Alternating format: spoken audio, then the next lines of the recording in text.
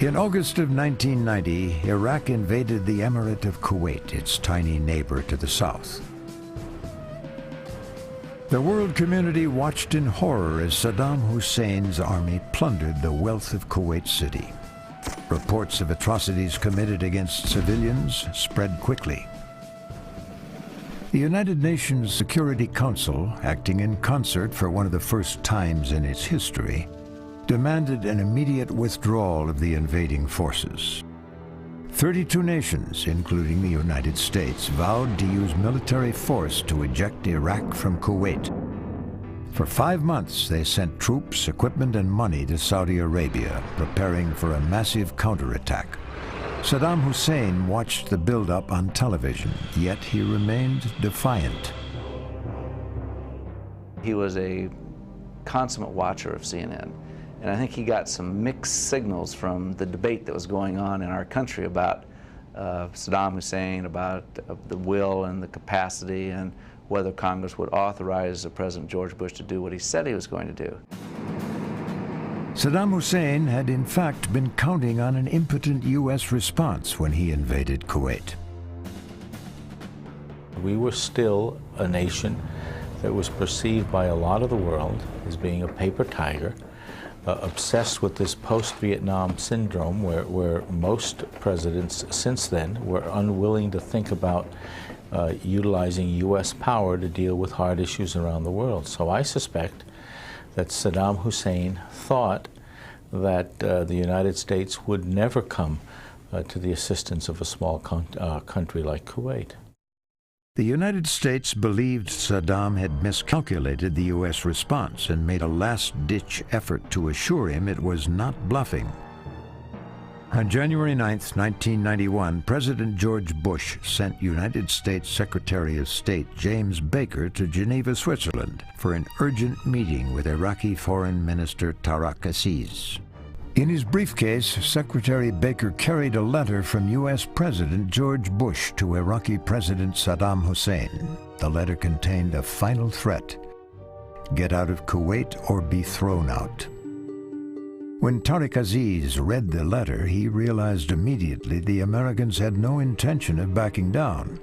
Yet his instructions from Baghdad had left him no room to negotiate. He told James Baker he could not deliver the letter to Saddam. He looked at me and he said, "This letter is not in the form of communications between heads of state. It is not acceptable and I will not take it." He said, "You may print it in your media." I said, "Okay, that's your decision." I said, "But I must say you're taking a rather large burden on yourself, it seems to me, since you're the only person on your side of the table who's read the letter, and we may choose not to print it, not to release it to our media." And I detected at that point a bit of nervousness on his part, but he didn't change his mind. We left the letter, and one of my security guys picked it up, and it was never delivered. Before the 7-hour meeting was completed, Secretary Baker issued another warning to Minister Aziz to carry back to Saddam Hussein. It was one he was relaying directly from the Pentagon. I said, "If you use weapons of mass destruction against our forces, the American people will demand retribution." And I said, "And we have the means to exact it." Saddam Hussein's misinterpretation of U.S. reaction was his first and most damaging miscalculation of the Gulf War. But there would be misjudgments in the American camp as well. Diplomatic confusion, failures in intelligence gathering and interpretation, and the misreading of enemy strategies would combine to deprive the United States and its coalition allies of the complete victory they'd hoped for. And the limitations imposed by the Arab members of the coalition would ultimately prevent any change in the balance of power in the Middle East.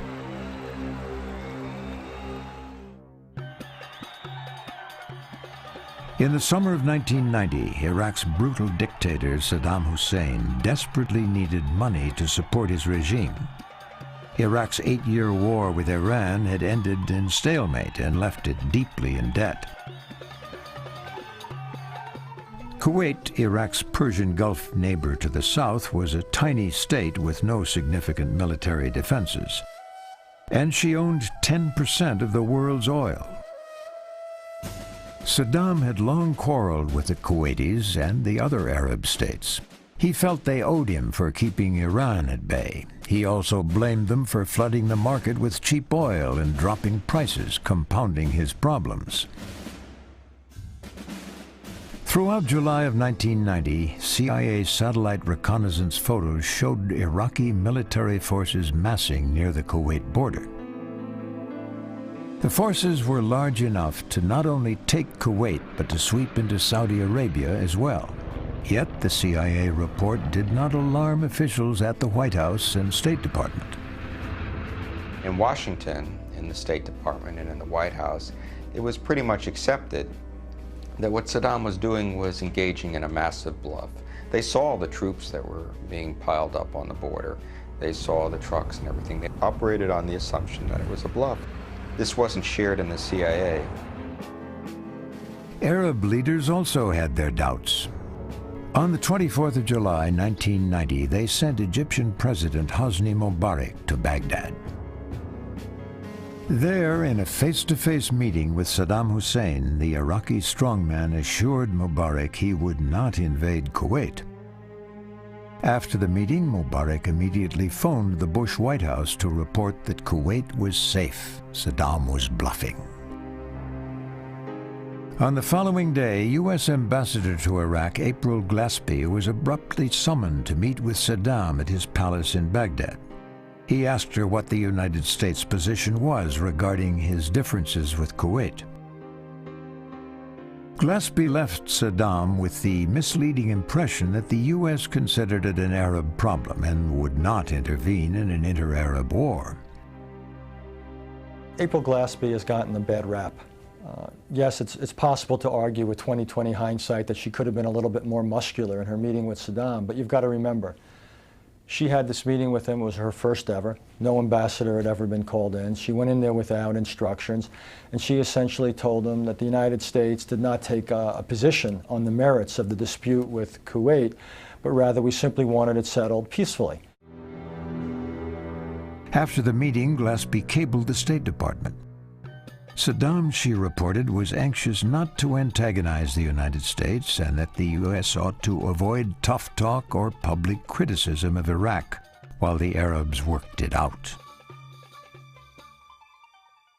Less than a week later, Secretary of State James Baker happened to be meeting with Soviet Foreign Minister Edward Shevardnadze in Siberia when the latest top-secret CIA report on Iraq reached him. I said, our intelligence tells us it looks like he's massing troops on the border, and what do you think? And he said he would not be that foolish. I said, well, our intelligence is it looks pretty possible. You better check it. He said, I'll check it. So he went to the KGB, and they came back and told him, no chance, it's not going to happen. And then he told me that. And the very next day, the invasion happened, so he was embarrassed. On the 2nd of August, U.S. Defense Intelligence received satellite photos showing Iraqi armored divisions on the move.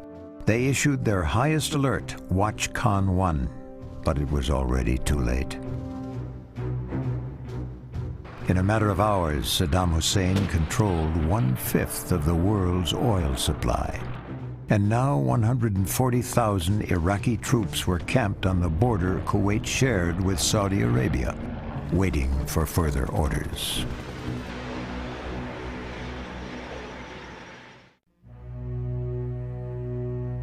On August 6, 1990, President George Bush sent Defense Secretary Dick Cheney and General Norman Schwarzkopf, commander of U.S. military forces in the Persian Gulf, to Saudi Arabia. Their mission was to convince the Saudis to allow a massive buildup of troops and war machines inside their country. Schwarzkopf's estimate that it would take a minimum of 200,000 troops to protect them from the Iraqis surprised and stunned the Saudi leaders. But with the assurance that the American forces would stay only as long as they were wanted, King Fahd agreed to the plan. So all of a sudden, his kingdom is at stake. So when the king wants to save his kingdom and save his country, guess what? He's going to deal in self-interest. With the notable exception of Jordan, the other Arab states were united in supporting the coalition, but with two significant provisos. One, Israel could have no place in the coalition, and Saddam Hussein could not be hunted down or assassinated. The Arab leaders made a point of fact from the get-go that this could not be an option, and we agreed to it. Once he had the support of the international community, U.S. President George Bush turned to the problem of gathering support at home. Saddam was portrayed by the administration as a psychopathic despot who tortured and killed his victims. He was reported to be developing chemical, biological, and even nuclear weapons. His past behavior was proof, they said, that he meant to use them. In January 1991, not long after James Baker's meeting in Geneva with Tariq Aziz, the U.S. Senate voted 52-47 in favor of authorizing the president to go to war. Thus began the largest U.S. military deployment since Vietnam. Over 250,000 troops were soon on their way to the Saudi desert, off to fight for a cause far removed from their own experience. These were what I might call an unemployed army. In other words, the Russian threat had gone away. We had this massive army. What do we do with it? And the drawdown hadn't really begun. So Saddam Hussein picked the worst possible time to go to war because we had this enormous army that we could throw against him.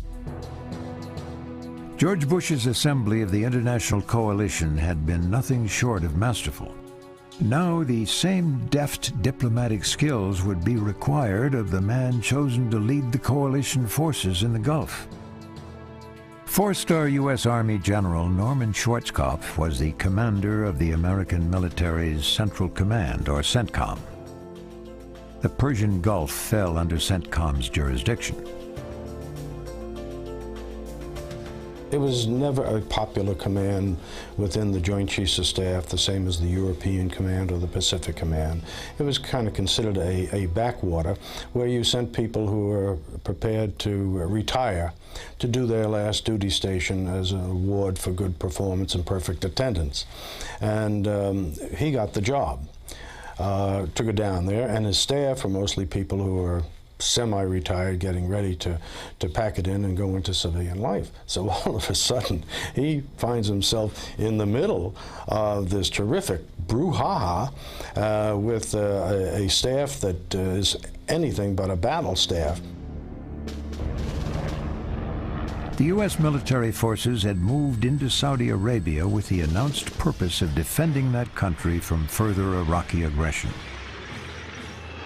But most commanders believed it would be only a matter of time before George Bush gave the order to go on the offensive and throw Saddam out of Kuwait and perhaps even invade Iraq. There needed to be a plan in place so that when the order came, they would be ready. The man who was responsible for approving this plan, General Schwarzkopf, knew the limitations of his CENTCOM staff. Only weeks after the Iraqi invasion of Kuwait, he had petitioned the Pentagon for help. A small group of war planners, dubbed the Jedi Knights, was dispatched to CENTCOM headquarters in Riyadh, Saudi Arabia. Here they worked in complete secrecy in what was known as the room that didn't exist. In October 1990, little more than 2 months after the Iraqi invasion, Chairman of the Joint Chiefs Colin Powell informed General Schwarzkopf that President Bush wanted to see his offensive plan. The CENTCOM commander was not happy with the work his Jedi Knights had done, but at Powell's urging, he sent his team to Washington for briefings at the Pentagon and the White House. The plan called for 10 days to 2 weeks of strategic bombing in Iraq. If that alone didn't bring the Saddam Hussein regime to its knees, next would be 7 to 10 days of tactical bombing against forward Iraqi troops in Kuwait. that to be followed by a ground attack. Military chiefs at the Pentagon found little to criticize about the air plan, but Schwarzkopf's blueprint for the ground assault was another story. Basically, their plan was what was known as high diddle-diddle right up the middle. In other words, just attack against the Iraqis that were in place. They were appalled in the Pentagon when they saw this direct attack being presented to them. And the Commandant of the Marine Corps at the time said, good God, this is going to be another Tarawa, relating to one of the bloodiest battles in the Pacific War. Despite the Pentagon's negative reaction, the same plan was presented the next day to President Bush. It was clear that it was going to be a very hard, tough fight with a lot of casualties. The kind of a fight that the U.S. public just was not ready to make as our first foray into the exercise of U.S. power after Vietnam. The President and General Scowcroft and I, at that presentation, started looking at each other, and frankly, there was a lot of eye-rolling going on. Some at the Pentagon believed that in allowing this obviously flawed plan to reach the Oval Office, General Colin Powell was in effect dragging his feet. The chairman of the Joint Chiefs was not enthusiastic about sending American troops to war in the Middle East. If he really was determined to go to war against Iraq and to make the best case for it, he would never have allowed Schwarzkopf to present such a plan. It was an old Pentagon tactic, really, that if you don't really want to engage in a military action, you brief a plan to your civilian masters, and you say, well, we can do this. It'll cost X thousand casualties, and we'll have all these difficult political consequences for you domestically, but if that's what you want us to do, we can do this, at which point the civilian is supposed to turn down the plan. President Bush did turn down the plan, but his security advisor ordered a new one drawn up, one that ensured fewer American lives would be lost. Schwarzkopf informed Colin Powell that in order to carry out such a plan, he would need more men than the 250,000 already committed, twice as many. Meanwhile, the White House briefing had caused Defense Secretary Dick Cheney to lose faith in his CENTCOM commanders. He began working up a secret plan of his own. In a very interesting episode, Dick Cheney launched his own planning effort, and he called it the Western Excursion.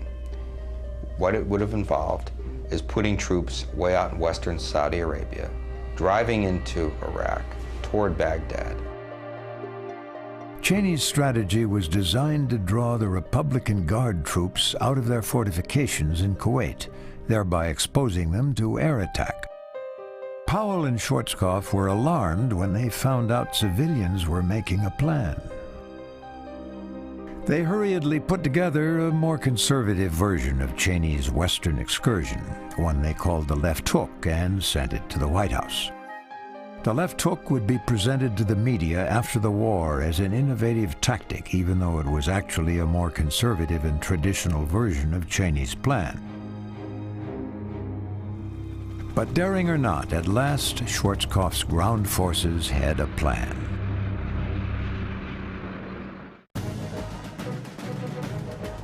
Desert Storm began with a deception. On the night of January 17, 1991, the U.S. Air Force launched a flight of unmanned drones into Iraqi airspace. The mock attack lit up Iraq's anti-aircraft radar system. But in doing so, the radar sites gave away their positions for an immediate airstrike, which destroyed them. Then followed a massive attack by coalition aircraft. Ignoring Iraqi emplacements in Kuwait, the jets flew north against Iraqi command and communication centers. Computer-laden AWACS radar planes monitored the assault. Once Iraqi air defenses were crippled, the coalition went after Saddam's chemical weapons plants and Scud missile factories. The U.S. Navy hoped to launch Tomahawk cruise missiles against Baghdad, but the guidance systems needed topographical variations or landmarks to guide on. The flat, unmarked deserts of Saudi Arabia and Kuwait offered little variation of terrain. So some of the Tomahawks were secretly programmed to fly over an Iranian mountain range and then turn towards Baghdad. The Iranians were not informed, and if they noticed, they never mentioned it. Iraqi defenses were no match for the onslaught. The first 24 hours of the Allied attack set the tone for the month-long pounding which followed. The Arab states did not want Saddam assassinated, and the United Nations resolution had not called for removing Saddam Hussein from power. But that is exactly what the United States and many of their non-Arab coalition partners had in mind from the beginning. The United States has a law against assassinating foreign leaders, but there is no law against killing the commander-in-chief of an enemy army during time of war. And so the U.S. made an effort to target command and control installations and basically just about every place they thought Saddam Hussein might be. Our intelligence on Saddam Hussein, his intentions, where he lived, his underground bunkers, all of those things was very poor. We obviously worked with the Israelis on this. They didn't have good intelligence either. Saddam kept on the move and slept, it was reported, every night in an ordinary middle-class suburb. He traveled through the streets of Baghdad in an old car or taxicab with just a driver to accompany him. There was one television shot of him talking to his advisors in what was identified as one of these recreational vehicles, a Winnebago. And there was a great flurry within the intelligence community to find out when the Iraqis got some Winnebagos and what type of Winnebago it was, what was its size, its characteristics, and then they had an aerial reconnaissance and satellite search to see if they could spot a Winnebago. Saddam Hussein had no illusions about his ability to outfight the Americans in a head-to-head conflict. But he believed if he pressed the right political buttons, he could shatter the fragile coalition and isolate the U.S. once again as the lone combatant in a foreign war.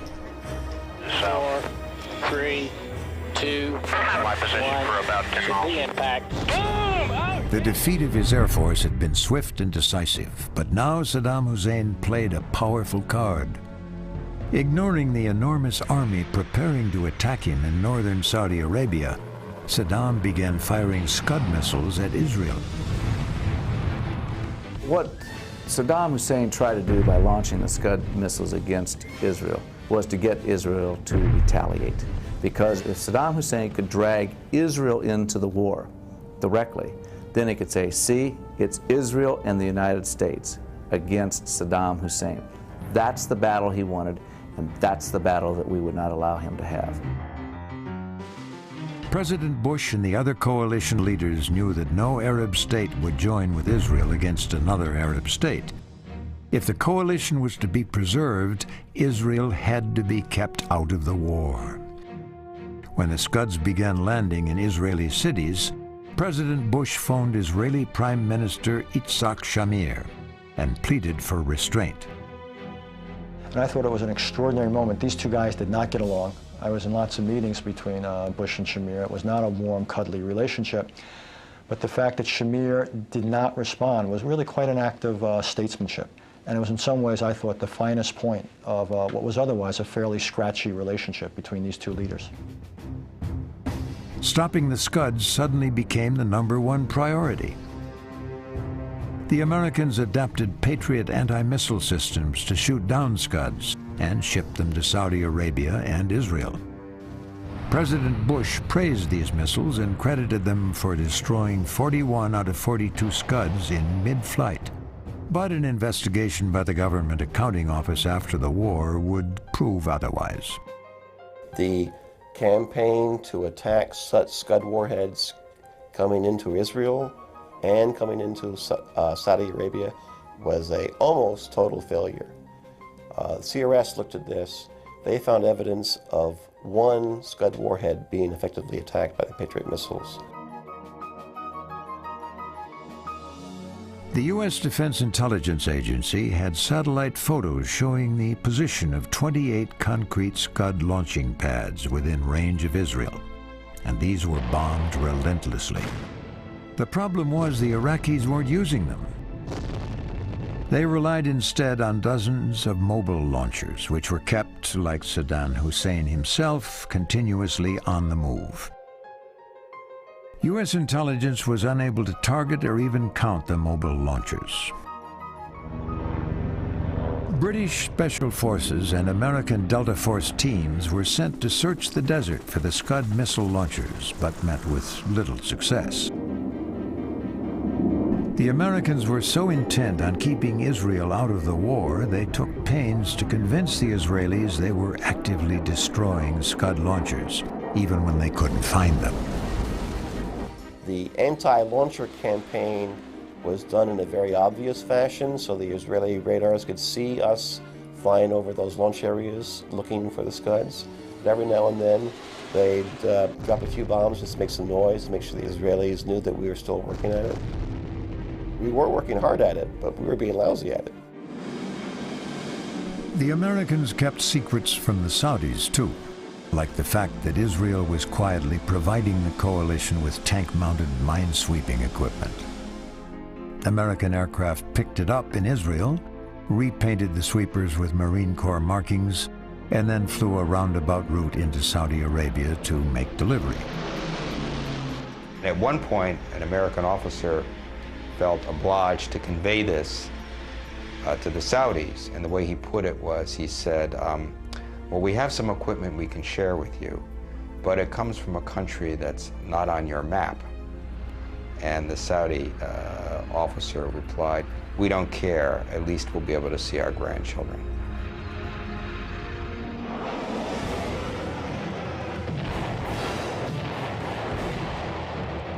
The relentless bombing continued for 41 days. Still, Baghdad refused to capitulate. Now the coalition prepared for a ground attack.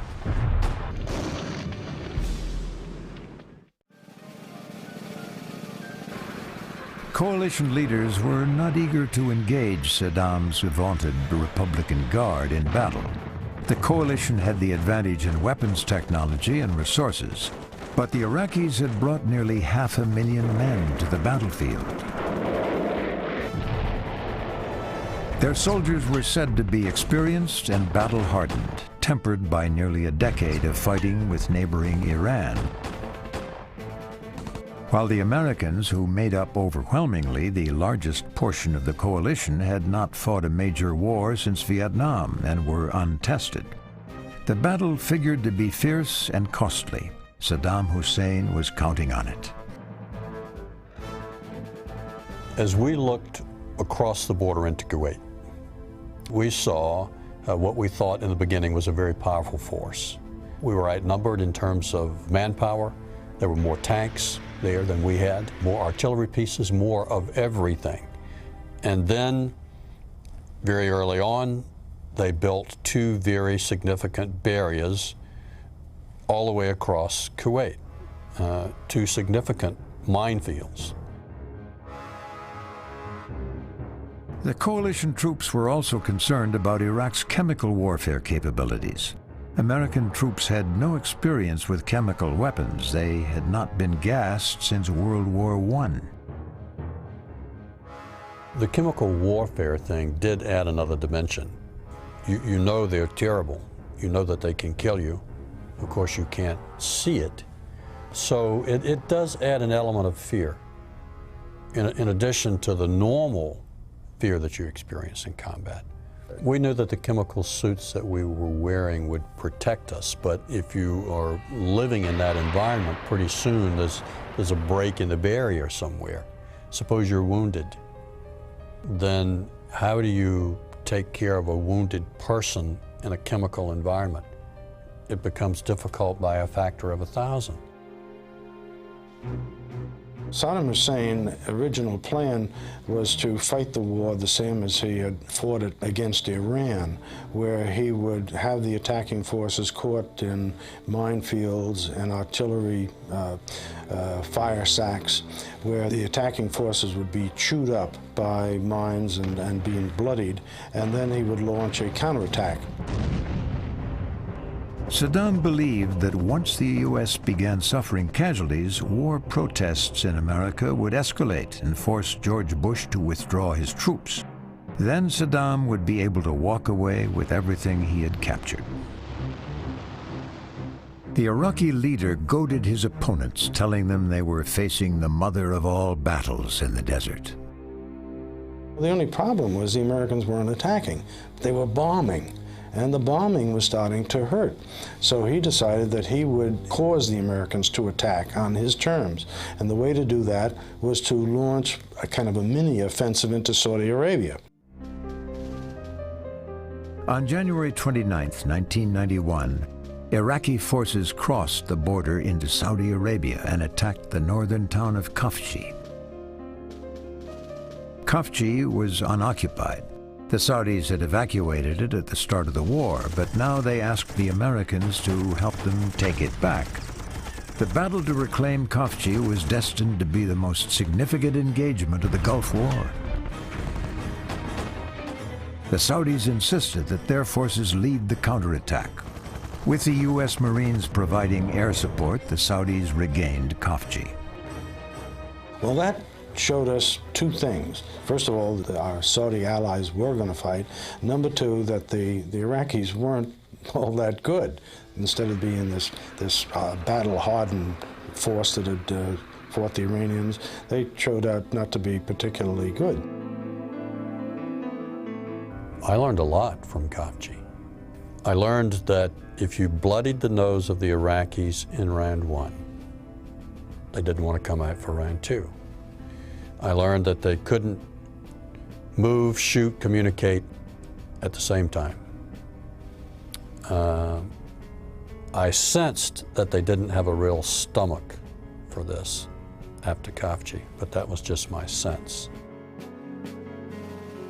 The lessons of Khafji were clear to the U.S. Marines who had fought there, but their significance was largely ignored by General Norman Schwarzkopf and his CENTCOM staff as they prepared for the main ground attack into Kuwait. The Jedi Knight plan called for 2 Marine divisions to attack and engage the center of the Iraqi fortifications. Once the battle was joined, U.S. and French airborne units, 400 miles to the west, would begin to encircle the battlefield. A day later, the 7th Corps, made up of 5 U.S. and British armor divisions, would perform a flanking maneuver over hundreds of miles of open desert. A left hook to trap and destroy the Republican Guard. Before dawn on the 24th of February, 1991, 2 divisions of United States Marines crossed into Kuwait and attacked the heart of the Iraqi defenses.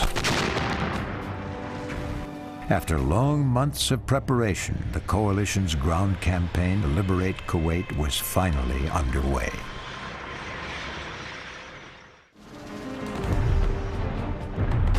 Two divisions of U.S. Marines composed the vanguard of General Norman Schwarzkopf's ground offensive into Kuwait.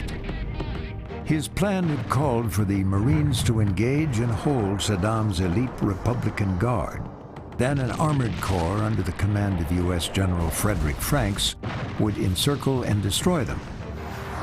But once the ground war began on February 24, 1991, neither the Marines nor the Iraqi army performed according to plan. First of all, understand that the mission that I was given was to liberate Kuwait. Didn't say anything about dancing with the Iraqis, didn't say anything about entertaining them for a while the army attacked to the west. The mission was liberate Kuwait. We liberated Kuwait. Took 3 days. So G-Day comes and the Marines attack. and they go through the Iraqis like a hot knife through butter for two reasons. A lot of the Iraqis didn't want to fight. Secondly, the Iraqis were under orders to retreat. Less than 39 hours into the ground war, Joint Chiefs Intelligence received word from Kuwaiti resistance that the Iraqi army was in full retreat. The fight was all but over, and Schwarzkopf's left hook had yet to be thrown. The plan called then for the army to launch their attack into the Western Desert the day later. And, of course, by going a day later, they were behind the power curve. So the end result was about 50% of the Iraqi forces escaped, the best of the Iraqi forces, with their armor and equipment across the Tigris-Euphrates line and got out of Kuwait with their full skins. The oft-stated and principal objective of the UN-backed coalition was to liberate Kuwait. But removing Saddam Hussein from power and destroying the elite troops that protected him were equally important, at least to Western members of the coalition. Now suddenly, as events unfolded, it appeared Schwarzkopf's misinterpretation of the battle for Khafji had cost him his prime objective.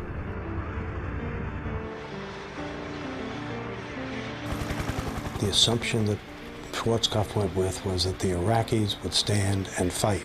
At the end of the process, he never questioned that assumption.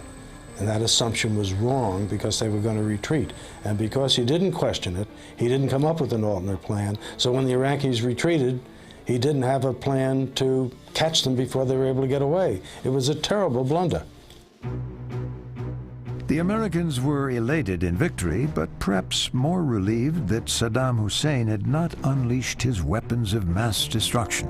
The chemical attack never came, leading some to believe that James Baker's warning to Tariq Aziz had hit home. We captured an Iraqi major, or he surrendered.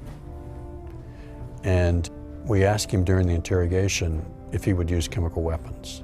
So this Iraqi chemical warfare officer said, no, I will not use chemical weapons against you because you will destroy my family in Iraq if I do. Saddam's Republican Guard may have escaped, but many of the Iraqi regulars were not so lucky. The frantic retreat from Kuwait caused a massive traffic jam. The stalled trucks made easy targets for coalition aircraft on what became known as the Highway of Death. They were going back on Highway 1 to Baghdad. They had no air defenses there. They had nothing to defend themselves. And it was just almost like shooting ducks in a pond. So how much killing do you want to have? How much mayhem do you want to have? By the time the Army's flanking operation caught up with the Marine advance, the battle was beginning to look like a massacre.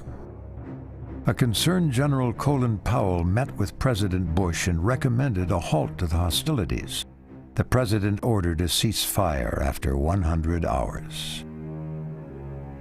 President Bush made absolutely the right decision to end the war when he did. We had accomplished our war aims and our political aims as expressed in the UN Security Council resolutions, which the rest of the world, in effect, had joined with us in enforcing. In building the coalition, we promised these countries that we had no interest in occupying Iraq. The order to stand down caught the American field commanders by surprise and seemed almost arbitrary in its timing. Many thought the job had been left half done.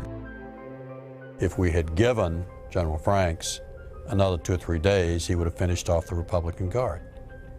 That was why they were left intact. We stopped.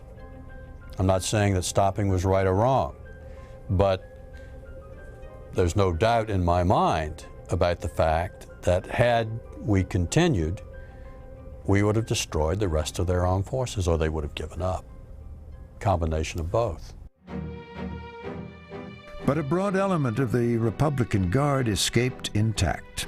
And in the weeks following the ceasefire, they played a major role in suppressing internal uprisings against Saddam's regime. And they did it with the unknowing approval of President Bush and his generals. At the ceasefire talks in Safwan, as Allied aircraft still patrolled the skies over Iraq, the Iraqi generals asked permission for their army to fly helicopters. General Norman Schwarzkopf approved the request and extended his permission to include helicopter gunships. The State Department, the Pentagon, the White House, they never gave Schwarzkopf any instructions, and as far as Schwarzkopf was concerned, this was none of his business, the diplomatic ending of the war. In the wake of the coalition's failure to oust Saddam, President George Bush had hoped these uprisings by Shiites and Kurds could succeed where they had failed. But his own field commander had allowed the Republican Guard to escape, and now he gave them the means to protect Saddam Hussein. The only mistakes I think we made were we should have required Saddam himself to come to Safwan and sign the surrender document or sign it somewhere else. Secondly, we should never have agreed to let him use his helicopters, because he used those helicopters to put down the uprisings.